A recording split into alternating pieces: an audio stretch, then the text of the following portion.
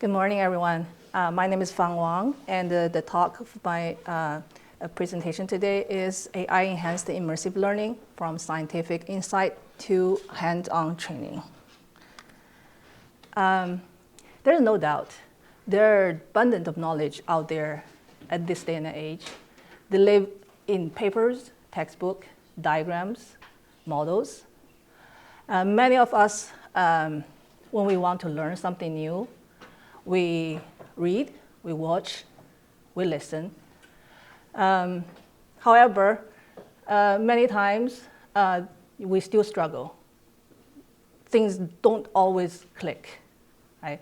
So there is a gap between the knowledge and the understanding.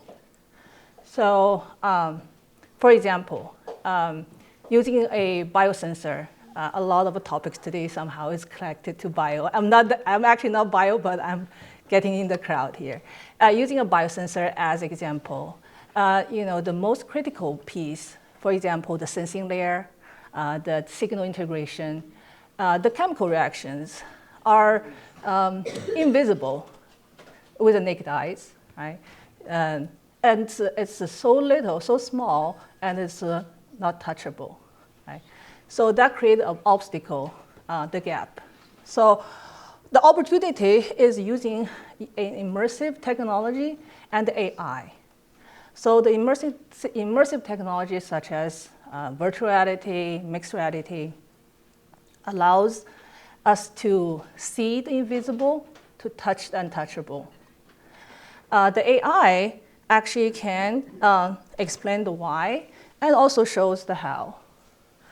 So in addition, the AI is context aware so that the right information will be provided at the right time and the right place. So that is the goal. So again, back using a biosensor as an example, right? So imagining that you put on a headset, you ask a question, how does this work? You will see a biosensor come to life in front of you. You can play with it, manipulate it, and you can ask questions. And not only you just get information, but you get, you can hear it, you can see it, and also there are animation. So imagine this is almost like having a human expert or professor. When they try to explain a complex topic, they will not only just explain, they also will illustrate, they will demonstrate. And that's what we are going to do here. I want to quickly talk about how does this work. So as you can see, that's the on the left-hand side, that's the user, where you put on a headset, you ask the question. And those questions actually go through the gateway where the questions are being transcribed and then being moved to the AI orchestrator, which is built in the LAN chain. It uses language model, tools, and the prompts to process the request and also to make a decision how to respond. It also retrieves information using the knowledge base that's built with RAG. That's basically supported by the document, the embedded document, and the vector database. All of these eventually support the AI orchestrator to create a response that's not only including the text answers, but also visualization calls. I have a very quick demo here. Again, I want to mention that this is a very early stage for this demonstration, so it has not been optimized. So see if the Generative AI assisted learning simulation with use for our Salmonella biosensors here at the University of Missouri. So as you can see in front of me, here's our actual biosensor model itself. And if I grab these two grab spears with the middle finger grip button, I can pick it up and move it to get a look under it, all of that. If I hold the right trigger, I can rotate the model around to get a better view. And then for these smaller parts here, if I hold the left trigger and either bring my hands together or pull them apart, I can scale up the model to see these better, smaller parts right here. What is a biosensor? And so while that sends over, we have to wait a bit, obviously, while it communicates with the cloud. And all of these come in different chunks that will be able to play chunked out for better absorption of knowledge. A biosensor is a device that detects biological substances, often used for identifying pathogens in food and the environment. It combines a biological component, like enzymes or antibodies, with a physical sensor to provide a measurable signal. This technology is crucial for rapid and sensitive detection of harmful bacteria, such as Salmonella, ensuring food safety and public health.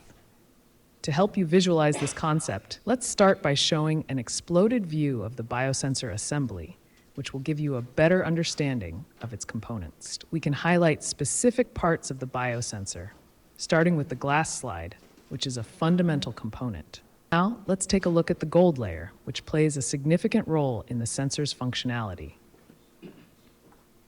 Next, we can show the concentration regions where the detection occurs.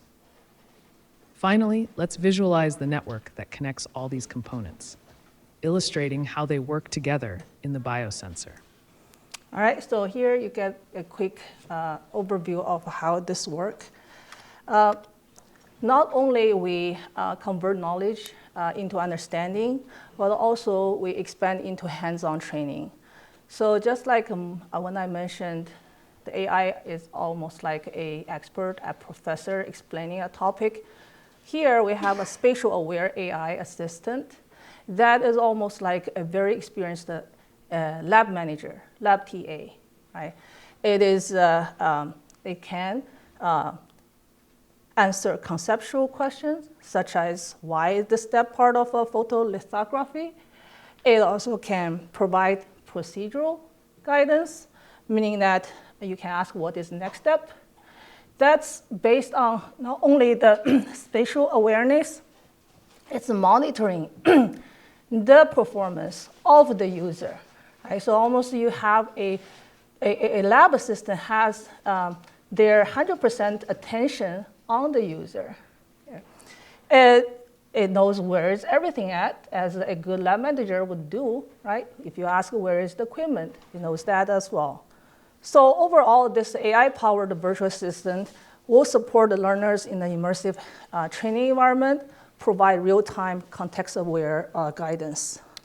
Again, I'm going to give you a quick demo of this. Again, My next step. the quality of the video Nova. What is my is somewhat low quality. That's by design because we have to transmit large amount of data in real time.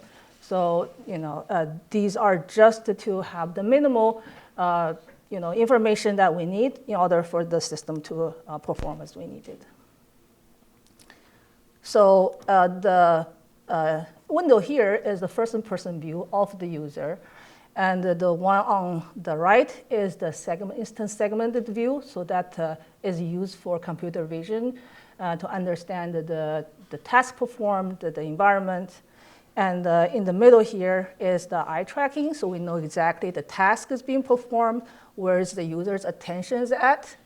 And then the bottom here is the log, where it logs the interaction between the human and the AI. The hot plate temperature to around 150 degrees. Nova? Where is the hot plate?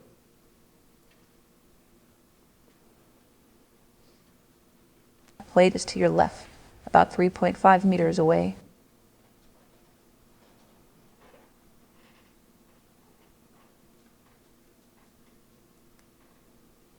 Nova. What do I do now?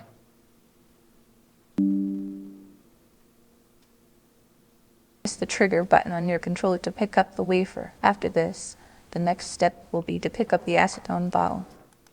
So as you can see that you can ask the questions as you wish, right? Even the same question can be asked different ways. Not only that we are using the AI, but also we are collecting data to improve the AI. So we want this to be a So the real purpose is to serve the human. So we are collecting data of how a user is interacting with the environment, with the AI, so that not only we can create some cool plots. So here all the dots indicating where the attention's at, how long they were there. You can create a heat map, the trajectory of the task performance. But we also use these to learn how individual learners, their behavior, their cognitive function, their cognitive load, so that we can support to build an AI that can provide the information for individuals at their own pace. So for that, so as you can see, we are developing a system that transforming knowledge into understanding, into action, into an experience. So that's the shift from papers to perception and to endless possibilities. All right, that concludes my talk.